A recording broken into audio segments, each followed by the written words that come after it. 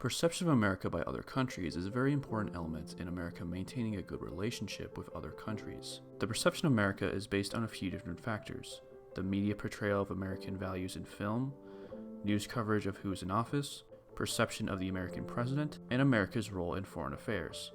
I'll first be discussing how the perception of America can be influenced by whoever is in office.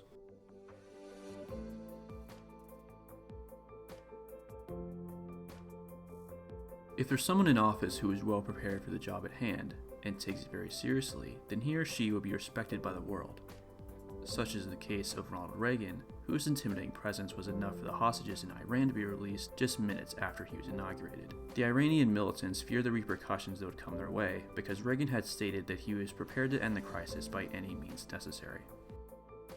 Reagan had also won in a landslide over Carter, who had presided over the Iran hostage crisis. This showed that the American people wanted stronger leadership again, not just domestically, but internationally as well, and wanted America to be a force to be reckoned with once again. And at this time, many Americans viewed Carter as a more inept leader who struggled during times of crisis, and wanted someone who would be a stronger leader, and most Americans at that time gravitated to Reagan. The rest of the world would see this type of leader as someone who can get the job done, and this will determine the US as being seen in a more positive light. Other countries will want to work with this leader because of the good reputation he or she has. However, if there's someone in office that is known to not be very well equipped for the job at hand, then that could influence public opinion from other countries. The Iran hostage crisis, for instance, began during Carter's administration, but negotiations were unsuccessful between Carter and Iran, likely because they did not respect Carter as a leader. Carter at this point had ordered a rescue mission to save the hostages, which proved unsuccessful, as 8 military personnel were killed and no hostages were rescued. Having this type of leader could lead the US to lose respect on the world stage. The character of whoever is in office is the most important element, since the president acts as a representative of his or her country, just as many other world leaders act as representatives of their countries. Public opinion of the United States by other countries will be influenced by the president's strength as a leader, how principled they are, and the loyalty they have for their own country. These attributes might give others insights into their decision-making processes and how it might affect them personally. Now, in regards to media, for many people, film replaces newspapers, websites, and television as a primary news source, because film by its nature reflects the perspectives of the filmmaker. Audiences often consider these issues only in that context. For example, when people reflect on the Vietnam War, they typically only think of the war as it's presented in Platoon,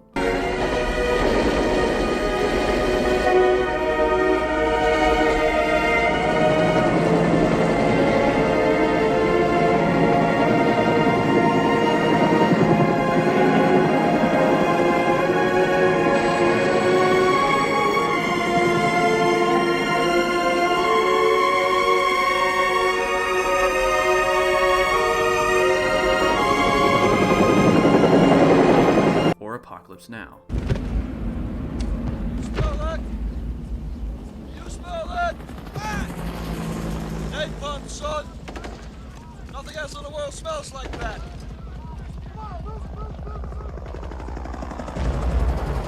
I love the smell of napalm in the morning. Or in the case of illegal immigration, it might be Sicario. Acá, este grupo aquí, ¿quién ha estado en los Estados Unidos anteriormente?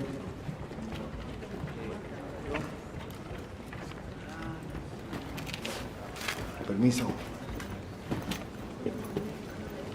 ¿A dónde? En Arizona. Arizona. ¿Está casado? Sí, señor. Or in the case of the topic of drug trafficking, it might be Traffic.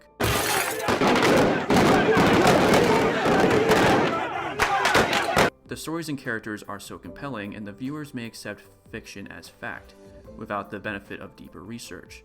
This can have a significant impact on people in other countries, where these US-centric issues are not part of their daily news cycle. Film can influence the perception of US candidates and US presidents' character to audiences around the world, whether they are real presidents or fictionalized ones. As an example, this short clip from Vice portrays George Bush as though he's mostly incompetent and unfit for the job. I want you to be my VP.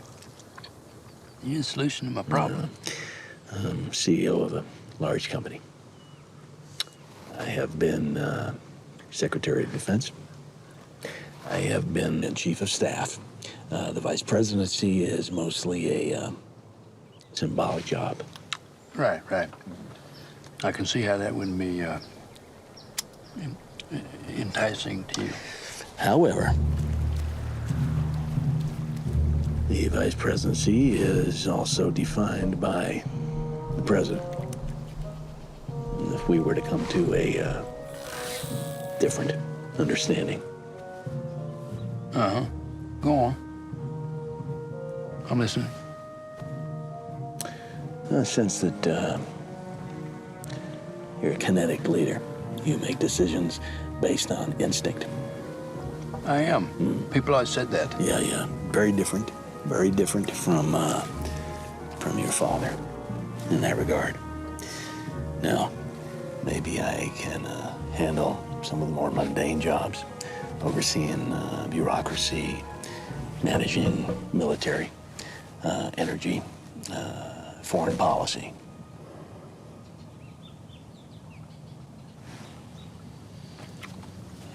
That sounds good. According to the film, the one in control during George Bush's presidency was Vice President Dick Cheney. This film could be taken entirely factual and not just as a simple piece of entertainment, and could motivate audience members globally or domestically to view the former president in a negative light that he is presented in this film. The film should instead motivate people to do their own research on George Bush and not take everything depicted at face value. By contrast, the president depicted in Air Force One, for example, is capable of defending himself and is viewed as a strong and down-to-earth leader who treats everyone with equal respect. I'll get out of here and let you all get some sleep.